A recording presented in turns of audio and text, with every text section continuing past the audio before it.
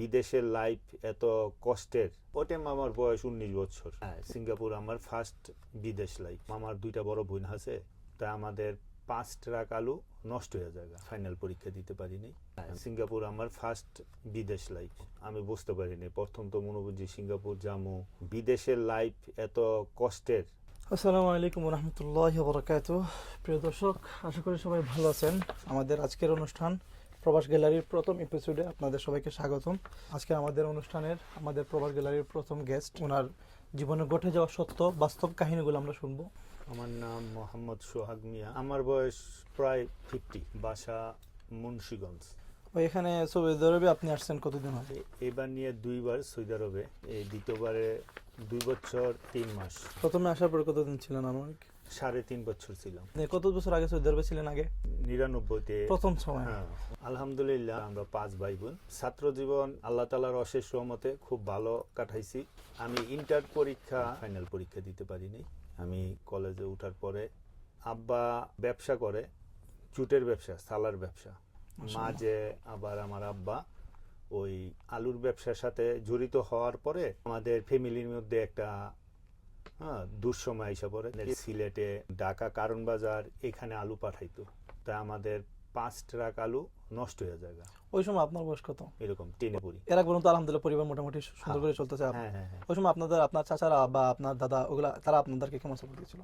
তারা সবাই ফ্যামিলিগতভাবে সবাই সেপারেট। ওই প্রবলেমটা আসার পর থেকে সেপারেট? না, প্রবলেমের 10 বছর আগের থেকেই সেপারেট। আচ্ছা। ওই বৃষ্টির পানি পড়াতে ওই সিটের মতন পড়ছে আলু যে জায়গায় যত বেচার কথা ছিল অর্ধেক দামে বিক্রি করতে পারছে, কারণ আলু অনেক নষ্ট হয়ে গেছে। এতে আমার আব্বা লস খায়। লস খাওয়ার কারণে হঠাৎ করে ব্যবসা করতে গেলে বাকি নগদে ব্যবসা করতে হয়। অন্য অনেকের থেকে মাল সাবান কিনছে, আলু কিনছে, তো এখানে সবার টাকা দিতে পারে নাই। ওই লজ্জায় আমার আব্বা আমাদের রাইখা সিঙ্গাপুর চলে গেছে।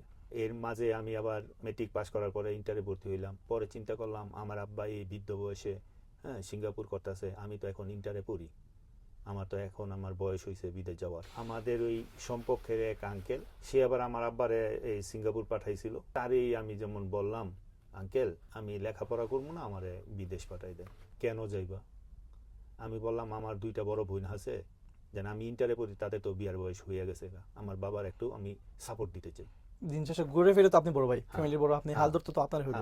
ওই আঙ্কেলের আমি বুঝানোর পরে সে বুঝতে পারছে, এমনকি সে আমার পাসপোর্ট করাইলো। 15 দিনের মধ্যে আমার আইপি পেপার আইসা পড়ছে, আমিও সিঙ্গাপুর চলে গেছি।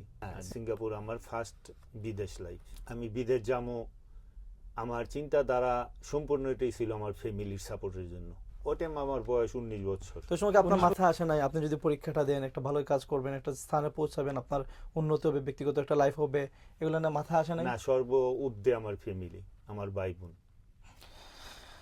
এর মাঝে একটা আমার জীবনের একটা পার্ট, আমি আমার চাচাতো বোনের সাথে আমার একটা সম্পর্ক ছিল।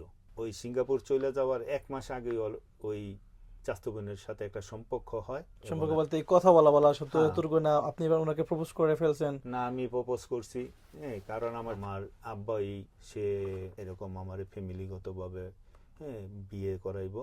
সিঙ্গাপুর যাওয়ার পরে বিদেশের লাইফ এত কষ্টের আমি বুঝতে পারিনি। প্রথম তো মনে বুঝি সিঙ্গাপুর যামু, ডলার কামামু, অতি সহজে আমি সবকিছু কইরা লইতে পারবো। ওই সময় আপনার আব্বা কোথায়? সিঙ্গাপুরে? আমার আব্বা সিঙ্গাপুর। আচ্ছা, তারপরে আমি সিঙ্গাপুর, এখানে কি আপনার আব্বার সাথে থাকতেন না আলাদা? না, সিঙ্গাপুর যাওয়ার পরে